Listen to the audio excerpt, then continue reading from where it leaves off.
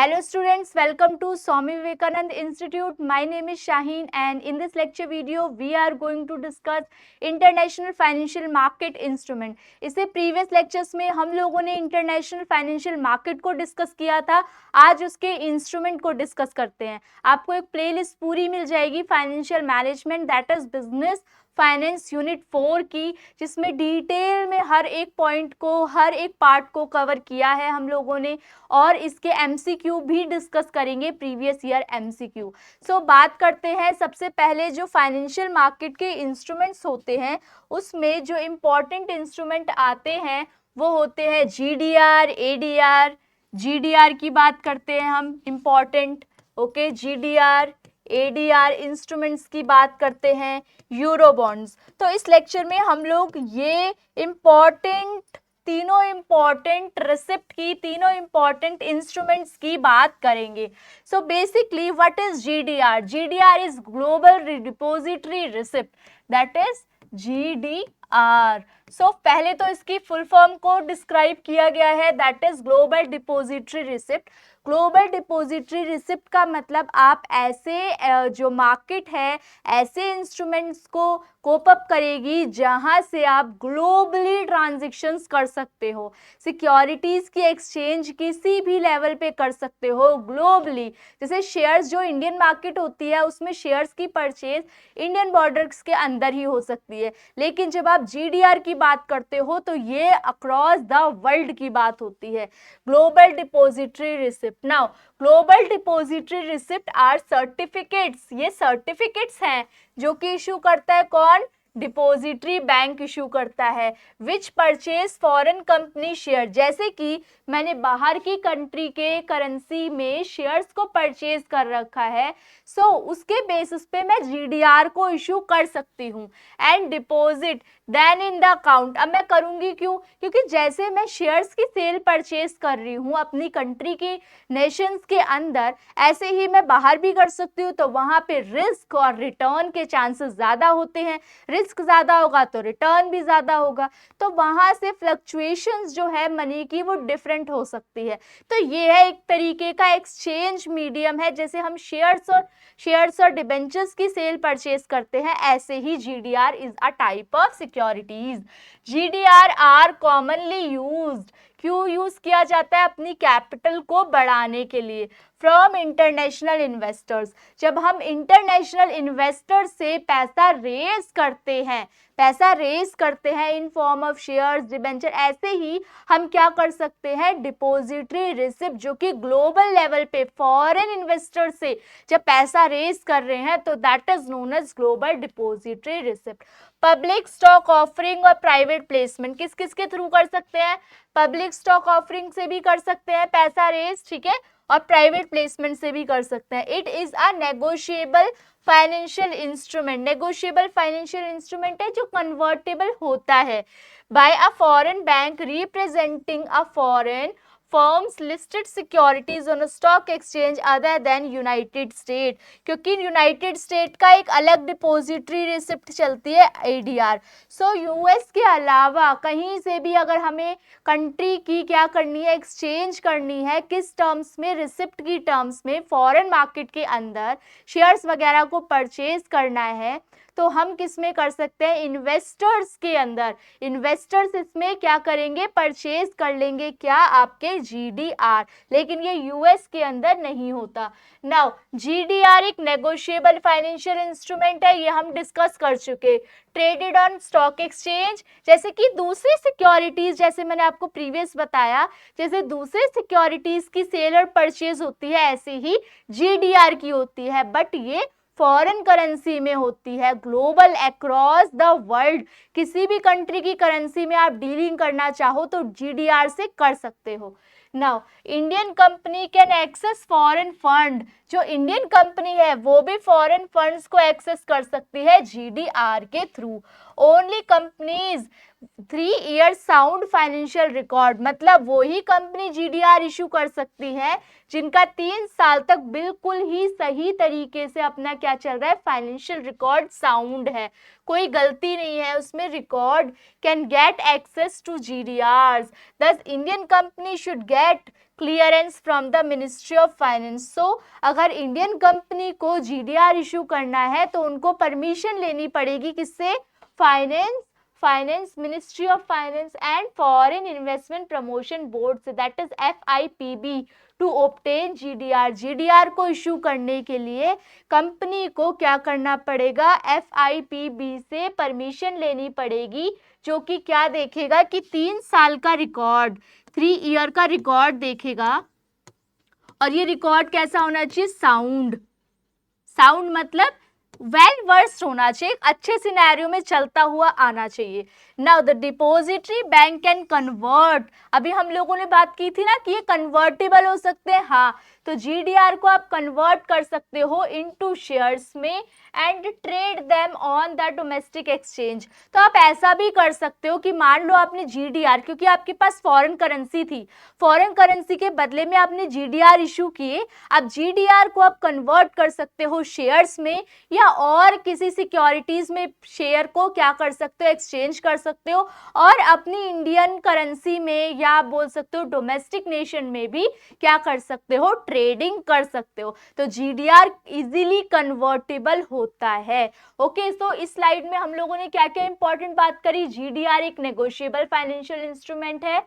Indian company आसानी से क्या कर सकती है? GDR को फॉरेन फंड से इशू कर सकती है, लेकिन क्या दिखाना पड़ेगा उसको? 3 ईयर का साउंड वेल वर्ड्स रिकॉर्ड दिखाना पड़ेगा, जो कि कौन इशू करेगा? FIPB, जो कि आपका सिस्टमैटिक मैनर से देखेगी आपका सारा रिकॉर्ड। नेक्स्ट इज जो डिपॉजिटरी बैंक होगी वो आसानी से GDR को कन्वर्ट कर सकती है और फिर ट्रेड कर सकती है शेयर जो डोमेस्टिक कंट्री के अंदर चल रहा होगा वो। ना जो GDR है are instrument denominated in foreign currency. GDR क्या है? बस वो शेयर टाइप, डिबेंचर्स टाइप ही है, लेकिन वो फॉरेन करेंसी में है। Now the shares are denominated in the deposit receipt issuer local currency. So जो शेयर्स या डिबेंचर्स होते हैं ये लोकल करेंसी में होते हैं, बस ये डिफरेंस है, ये लोकल करेंसी में होते हैं, और जो GDR है ये अक्रॉस द वर्ल्ड है, ये किस में है? ये फॉरेन करेंसी में है। सो बेसिकली आपको पॉइंट्स क्लियर होते जा रहे हैं ना, ये फॉरेन करेंसी में। Now the investor gets bonus share, investor को बोनस शेयर भी मिल सकते हैं, डिविडेंड भी मिलेगा अगर वो GDR के अंदर आएगी। GDR मतलब उसने ग्लोबल डिपॉजिटरी रिसिप्ट अगर गेन कर रखा है, परचेज कर रखे हैं रिसिप्ट, तो उसके बदले में उनको डिविडेंड मिलेगा, क्योंकि शेयर्स में भी मिलता है, डिबेंचर्स में इंटरेस्ट मिलता है, तो GDR के बदले भी कुछ मिलेगा, डिविडेंड मिलेगा, और उसके बदले में उनको बोनस शेयर्स भी मिल सकते हैं। एक ऐसे शेयर्स जिनकी पेमेंट आपको नहीं करनी, एक ऐसे रिसिप्ट जिसकी पेमेंट नहीं करनी लेकिन फिर भी आपका मालिकाना हक उसके ऊपर हो जाएगा। Now GDRs are issued to investors throughout the country, पूरी कंट्री के अंदर कहीं भी GDRs को इशू कर सकते हो, since they can be denominated as multiple forms of freely convertible currency. So basically कहने का मतलब ये है कि GDR को आप केवल शेयर्स में ही नहीं कन्वर्ट कर सकते, बल्कि डिफरेंट करेंसी के अंदर भी, डिफरेंट करेंसी के अंदर भी इसको आप कन्वर्ट कर सकते हो ना। इन्वेस्टर्स कैन कन्वर्ट GDR को किस में भी कन्वर्ट कर सकते हो? इक्विटी शेयर्स में भी।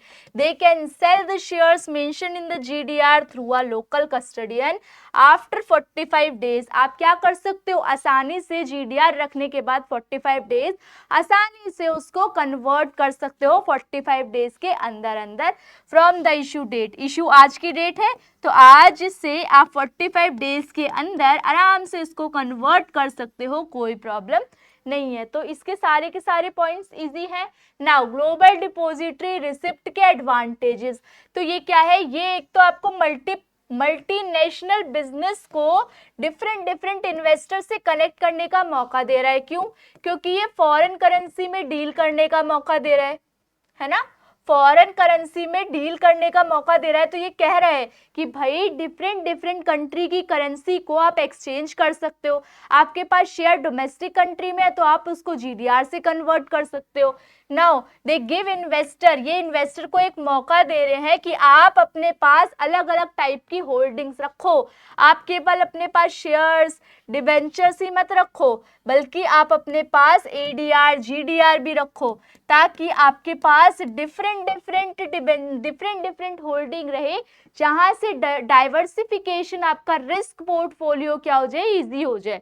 सो डाइवर्सिफिकेशन को आप क्या कर सको। अब ये डाइवर्सिफिकेशन क्या है, इसकी भी डीलिंग करते हैं। डाइवर्सिफिकेशन का मतलब होता है डिफरेंट पोर्टफोलियोज में इन्वेस्ट करना। जैसे मान लो एक रिस्की आपने इन्वेस्टमेंट की है, बहुत रिस्की है, जहां से पैसा आने के चांसेस बहुत ही कम है। सो जो दूसरा आपका चांस होना चाहिए वो होना चाहिए जहां पे मैं इन्वेस्ट करूं वहां के जो चांसेस होने चाहिए दैट इज लेस रिस्की। इसी को हम डाइवर्सिफिकेशन कहते हैं कि अगर आपने एक अपॉर्चुनिटी ज्यादा रिस्की में ली है तो दूसरी आप क्या करोगे, लेस रिस्की लोगे, ताकि उससे जो आपका नुकसान हो उसको आप क्या कर सको, कोप अप कर सको। अच्छा, अगर बहुत ज्यादा रिस्की है तो वहां से रिटर्न आने के चांसेस भी बहुत हो सकते हैं, या तो बहुत ज्यादा रिटर्न आ जाए या हो सकता है जीरो रिटर्न आए। तो अगर बहुत ज्यादा रिटर्न आएगा और ये लेस रिस्की में मैंने इन्वेस्ट किया है तो यहाँ से रिटर्न कम आएगा, तो कोप अप किया जा सकता है। और अगर मान लो जीरो रिटर्न आया आपको, तो एटलीस्ट यहाँ से कुछ ना कुछ रिटर्न तो आएगा, क्योंकि ये लेस रिस्की है, यहाँ पे रिटर्न के चांसेस ज्यादा है, रिटर्न आ सकता है। तो रिटर्न भले ही कम आएगा लेकिन एटलीस्ट रिटर्न रिकवर तो होगा। तो ऐसे ही एक आपको मौका दे रहा है जीडीआर कि आप ना केवल डोमेस्टिक कंट्री की करेंसी को यूटिलाइज करो शेयर्स वगैरह परचेज करके, बल्कि आप ग्लोबली डिपॉजिटरी रिसिप्ट को भी क्या कर सकते हो, इश्यू कर सकते हो। ये एक तरीके से लिक्विडिटी शेयर्स की क्या करता है, बूस्ट अप करता है। कैसे लिक्विडिटी बूस्ट अप करता है, क्योंकि इसको आसानी से आप कन्वर्ट कर सकते हो, है ना। जो जीडीआर है उसको आप इजीली कन्वर्ट कर सकते हो, और कन्वर्ट कर सकते हो तो आपके पास कभी भी पैसा कन्वर्ट हो जाएगा। Conversion buying equity on foreign market, जब आप फॉरेन मार्केट को खरीदते हो, by opening international brokerage account is more time consuming and expensive than using GDR. तो ये तो इसका भाई क्या हो गया, बाइंग इक्विटी। देखो इन्होंने बोला था अगर इक्विटी खरीदते हो आप फॉरेन मार्केट से और इंटरनेशनल फॉरेन जो अकाउंट है वो खुलवाते हो, तो वो बहुत ज़्यादा महंगा पड़ता है एज कंपेयर टू आप जीडीआर इशू करते हो।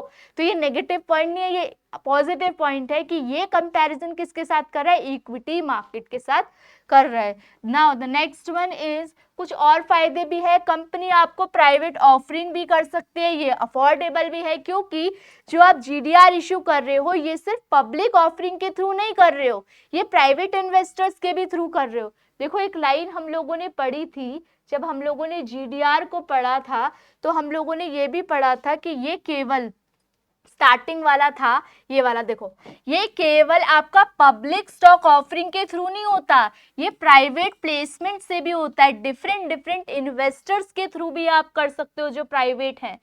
सो इसके बेसिस पे आपको ये एक फायदा मिल गया, अफोर्डेबल है। Shares listed on international market can raise the credibility of foreign business. मतलब अगर शेयर्स लिस्टेड है, क्योंकि जीडीआर लिस्टेड है, तो एक तरीके से आपका उस पर ट्रस्ट बना हुआ है कि भाई यहाँ से चांसेस जो है वो रिस्क के कम हो जाते हैं, तो एक आपका ये फायदा है। Now GDR cleared, traded and settled in accounts with the investors domestic policies। तो जो भी है ट्रेड भी कर सकते हो आप, ठीक है, सेटल भी कर सकते हो, कौन सी करेंसी में, डोमेस्टिक में। तो ये भी आपका क्या एक फायदा है, क्योंकि आप एक्सचेंज तो कर ही ले रहे हो, कन्वर्टिबिलिटी तो कर ही ले रहे हो। There are no safe keeping fee, कोई रखने की सिक्योरिटी नहीं है, जीडीआर को आपको इशू करने की कोई एक्स्ट्रा सिक्योरिटी नहीं है। जीडीआर आर इजी, ये इजी है, कॉस्ट इफेक्टिव है। जब अगर आप इंटरनेशनल, वैसे तो एक्सपेंसिव ही है, देखो नॉर्मल सी चीज समझना कि शेयर्स डिबेंचर्स आप डोमेस्टिक कंट्री में इशू कर रहे हो तो ये तो सस्ता है, एक्सपेंसिव नहीं है, ये क्या है, चीप है। लेकिन अगर आप इंटरनेशनली लेवल पे शेयर्स और डिबेंचर्स को परचेज करते हो तो उसके रिस्पेक्ट में जीडीआर आपका थोड़ा सा लेस एक्सपेंसिव पड़ता है, ठीक है, कंपैरिजन किया हुआ है।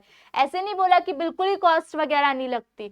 तो यहाँ पे आप डिसएडवांटेज समझो, एडमिनिस्ट्रेटिव कॉस्ट लग रही है एसोसिएटेड विद जीडीआर, हाई है, ठीक है, लेकिन किसके कंपैरेटिवली लो थी, जो आप फॉरेन में इंटरनेशनल लेवल पे क्या कर रहे थे, एक्सचेंज कर रहे थे शेयर्स डिबेंचर्स इंटरनेशनल लेवल पे परचेज कर रहे थे तो महंगा था, तो क्या था, तो सस्ता था जीडीआर, है ना, और वो शेयर्स वगैरह महंगे थे। लेकिन हाई है किसके रिस्पेक्ट में, जब ये डोमेस्टिक कंट्री की करेंसी से कंपैरिजन होता है। Now they have poor liquidity क्यों है, क्योंकि ये कुछ टाइम टेकिंग होता है, ऐसे नहीं आप इजीली कन्वर्ट कर लोगे, इसलिए making it challenging to sell them. और आपको फिर वही इन्वेस्टर्स देखने पड़ेंगे ना जो जीडीआर को परचेज करने चाहिए। जीडीआर आप बेच रहे हो, जीडीआर के रिस्पेक्ट में आप शेयर्स चाहते हो, तो भाई आप ऐसा इंसान ढूंढोगे ना जो जीडीआर ले आपसे जीडीआर ले आपको शेयर्स दे दे, तो आप ऐसा इंसान भी तो ढूंढोगे, तो ये थोड़ा सा क्या होता है, क्रिटिकल हो जाता है। Now dividend payment are made after deducting, dividend payment कब की जाएगी, after deducting international taxes and currencies exchange fee. जो क्या होता है, जब आप फॉरेन ट्रांजेक्शन कोई करते हो तो कुछ जो फीस वगैरह है वो डिडक्ट होती है, तो उसके बाद आपको डिविडेंड पे होगा, तो जब डिविडेंड पे होगा तो इसकी वैल्यू क्या हो जाएगी, डिडक्ट हो जाएगी, डिडक्टेड, तो ये क्या हो जाएगी, रिड्यूस हो जाएगी इसकी वैल्यू, तो ये भी इसका एक नेगेटिव पॉइंट है। दे में face political and currency risk. देखो, क्योंकि अगर मैं इंटरनेशनल लेवल पे डीलिंग कर रही हूँ तो इंटरनेशनल कंट्रीज की कुछ अपनी पॉलिटिकल पॉलिसीज होती है, करेंसी का रिस्क होता है। सो इसके बेसिस पे आप ये समझ सकते हो कि ये थोड़ा सा ज्यादा रिस्की हो जाता है in terms of political and currency risk. Now certain occurrences in other countries such as financial meltdown, crisis और पॉलिटिकल इंस्टेबिलिटी, ये भी आप मान सकते हो कि कुछ ना कुछ चीजें, जैसे कि आप क्या मानते हो ना कि जो कंट्री होती है करेंसी की होती है, फ्लक्चुएशंस होती रहती है फॉरेन एक्सचेंज मार्केट के अंदर, तो आप ये मान सकते हो कि क्राइसिस आपको देखने के लिए मिल सकती है, कभी कभी पॉलिटिकल इंस्टेबिलिटी हो गई, और इसकी वजह से जीडीआर को कन्वर्ट करना या जीडीआर की रिस्पेक्ट में शेयर्स को परचेज करना थोड़ा सा मुश्किल हो जाता है। रिस्क अटैच है, पॉलिटिकल और करेंसी रिस्क। और क्या क्या है इसके नेगेटिव पॉइंट, कि यहाँ पे काफी दिन भी लगते हैं, तो लिक्विडिटी लेस है, और क्या बोल सकते हो, कुछ ना कुछ कॉस्ट अटैच है, और क्या बोल सकते हो कि कुछ कुछ क्राइसिस या पॉलिटिकल इंस्टेबिलिटी भी देखने के लिए मिल सकती है, जो कि क्या होता है इसका एक negative point. Now the next one is certain occurrences in other countries, जैसे कि सच एज फाइनेंशियल मेल्टडाउन हो गया, क्राइसिस हो गई, पॉलिटिकल इंस्टेबिलिटी, ये पॉइंट रिपीटेड है, रिपीटेड पॉइंट, ये मैं बता चुकी। Next is investor are expose to economic risk. Economic risk कौन कौन से रिस्क देख लिए, एक पॉलिटिकल रिस्क देख लिया, पॉलिटिकल रिस्क सरकार बदलती रहती है उसके बेसिस पे, एक कौन सा करेंसी रिस्क देख लिया। आप कौन सा रिस्क देख रहे हैं, ये करेंसी फ्लक्चुएट होती है, करेंसी की वैल्यू डिक्रीज या इंक्रीज होती है। एक इकोनॉमिक रिस्क है as the foreign companies home nation में undergo bank collapses as a recession or political turmoil. मतलब रिसेशन, और क्या हमने पढ़ा है, एक तो रिसेशन पीरियड होता है, एक बूम पीरियड होता है ना, बियर मार्केट, बुलिश मार्केट, हम लोगों ने प्रीवियस भी डिस्कस किया है ना इसका। सो इस तरीके से हमें देखने के लिए मिलता है कि काफ़ी सारे चेंजेस आ सकते हैं इकोनॉमिक लेवल पे, जो कि इन्फ्लुएंस कर सकते हैं आपकी जीडीआर की वैल्यू को। Now the next one is American depository receipt. So GDR के पॉइंट सारे कॉन्सेप्ट्स क्लियर हो गए, जीडीआर क्या होता है, इसके फीचर्स क्या होते हैं, इसके फायदे, इसके नुकसान, कितने दिन में इसको कन्वर्ट कर सकते हैं, कन्वर्ट कर सकते हैं तो कर सकते हैं तो कितना कर सकते हैं, और कितने दिन लगते हैं, और जीडीआर से रिलेटेड बहुत सारे point. Now ADR is American depository receipt, लगभग सारी चीजें सेम है, बस यहाँ पे issued by US depository bank, US depository bank issue करता है, representing a specific number of shares, shares को डिनोट कर रहा है, यूजुअली 1 शेयर, एक शेयर को फॉरेन कंपनी के स्टॉक में। The ADR traded on US stock market, ADR US की मार्केट के अंदर डील की जाती है as any domestic shares would, जैसे कि अलग अलग शेयर मार्केट के अंदर अलग अलग जो आपकी शेयर्स वगैरह डील की जाती है, ऐसी यूएस मार्केट के अंदर एडीआर की डीलिंग होती है। नाउ एडीआर क्या ऑफर करता है यूएस इन्वेस्टर को? ये ऑफर करता है कि आप बाहर बैठे बैठे क्या कर सकते हो, अपनी फॉरेन करेंसी को कन्वर्ट कर सकते हो इनटू अ रिसिप्ट, जिसको हमने एडीआर बोल दिया। Companies that would not otherwise be available, foreign firms also benefit, foreign firms भी एडीआर को इशू कर सकती है, them to attract American investors, दूसरे अमेरिकन इन्वेस्टर्स को, ताकि कोई प्रॉब्लम ना हो और एक्सपेंस भी ना हो एक्स्ट्रा। तो क्या है, करेंसी आपके पास अगर यूएस करेंसी है तो आप उसको इजीली कन्वर्ट कर सकते हो इनटू अमेरिकन डिपॉजिटरी रिसिप्ट, तो उसके लिए आपको कुछ ना कुछ बेनिफिट्स अमेरिका की तरफ से मिलते रहते हैं। यही है अमेरिकन डिपॉजिटरी रिसिप्ट, और लगभग सारी चीजें सेम है। जीडीआर ग्लोबल लेवल पे काम करता था, एडीआर यूएस के लेवल पे काम करता है। Easy to track and trade, इसे आसानी से ढूंढा जा सकता है और इसमें डीलिंग की जा सकती है, मतलब सेलिंग एंड परचेज, सेल और परचेज आसानी से किया जा सकता है।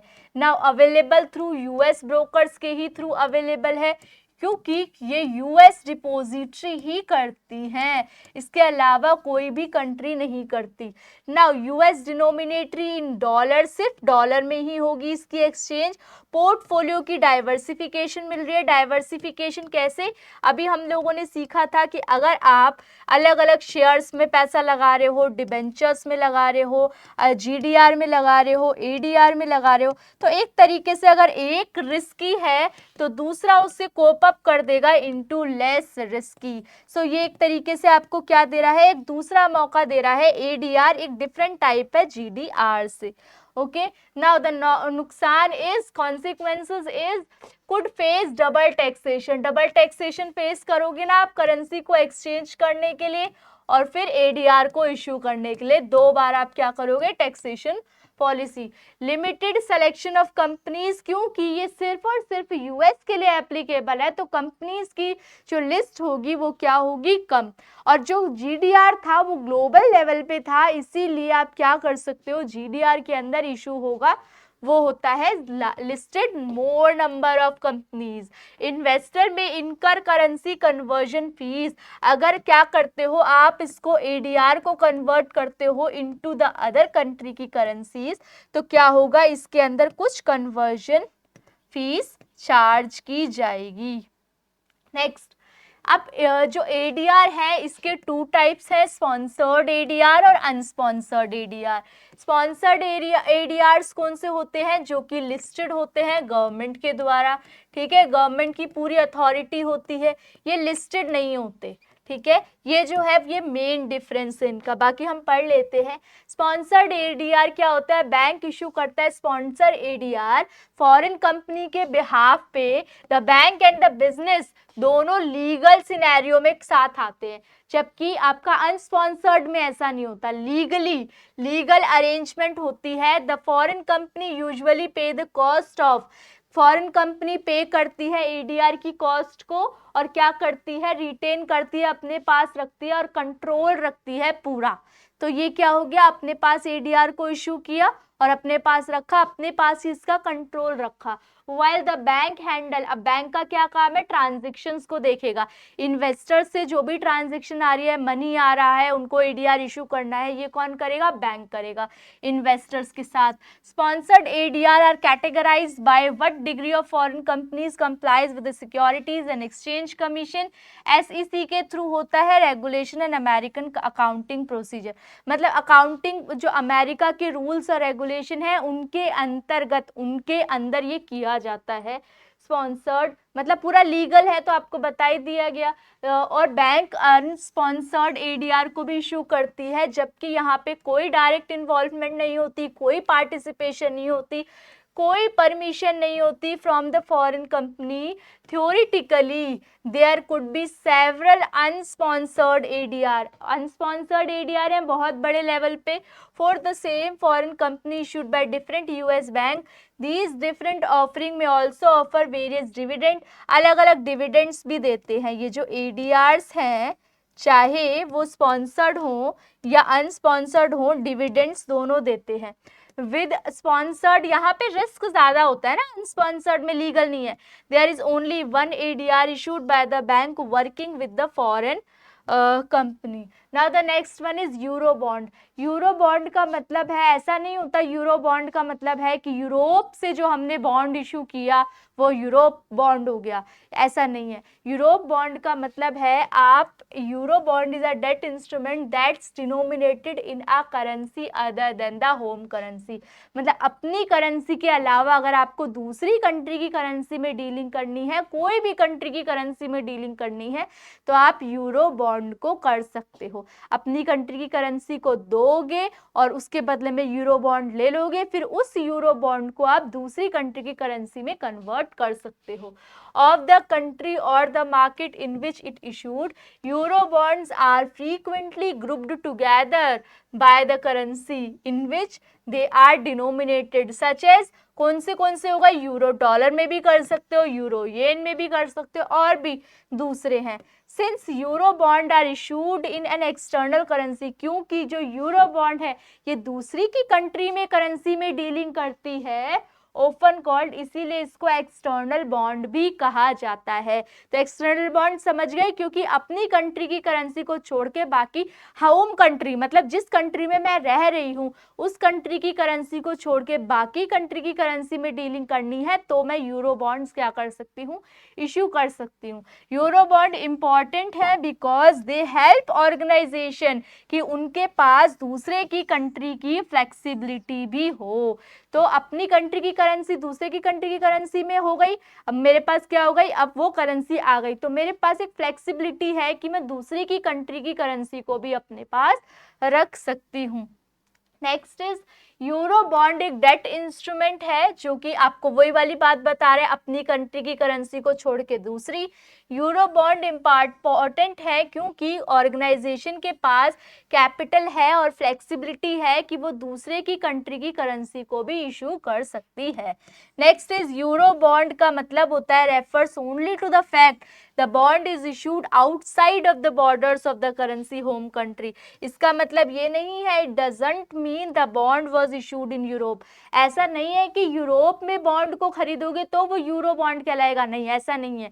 जब आप अपनी कंट्री की करेंसी को हटा के दूसरे की कंट्री की करेंसी में डील करते हैं, उसको यूरो बॉन्ड बोला गया है।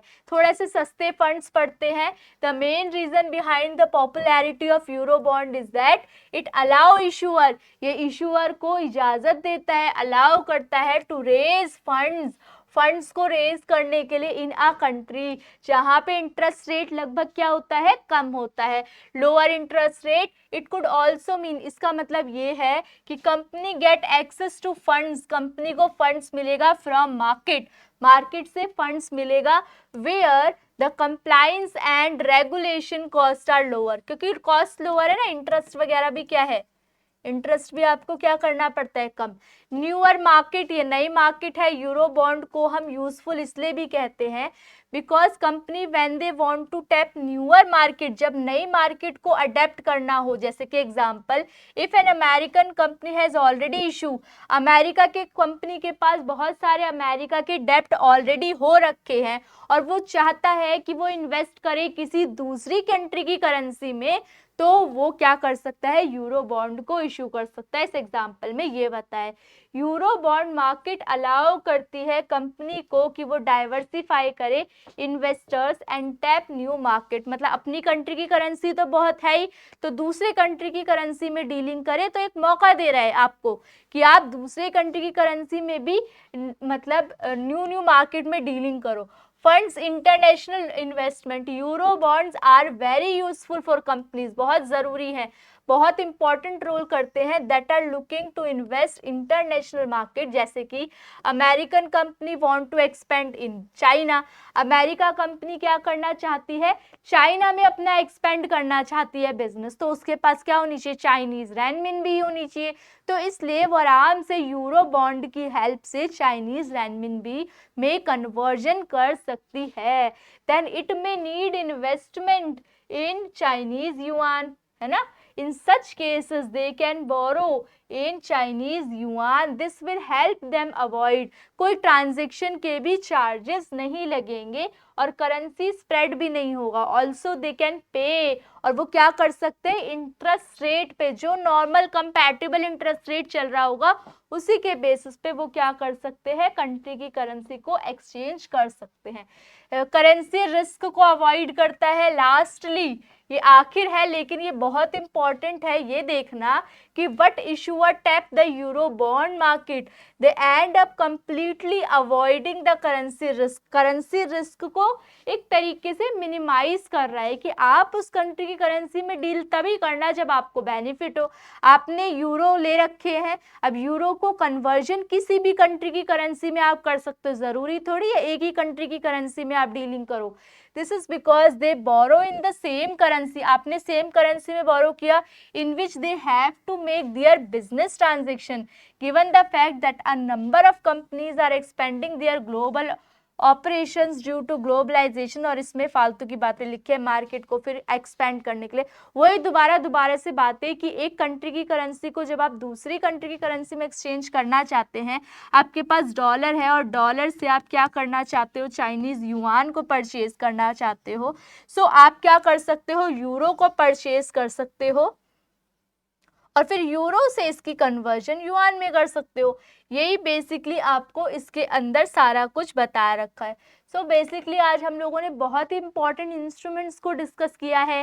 जीडीआर क्या होता है, एडीआर क्या होता है, कितना ये इंपॉर्टेंट है एग्जाम फ्रेम में, या पीवाईक्यू से ही एनालाइज लगा सकते हो, क्योंकि एक क्वेश्चन, एक से दो क्वेश्चन जीडीआर एडीआर पे बन जाता है और कभी कभी तो जो आपका आरसी है वो इसके बेसिस पे ही आ जाता है. तो ये आपका बहुत इंपॉर्टेंट टॉपिक है, इसको अच्छे से कवर करो. कोई भी डाउट हो तो कमेंट सेक्शन में मेंशन करो इससे रिलेटेड, और आप लोगों को रिवर्ट मिल जाएंगे उन क्वेश्चंस के. आप लोगों से नेक्स्ट लेक्चर वीडियो में मिलते हैं. Thank you for watching.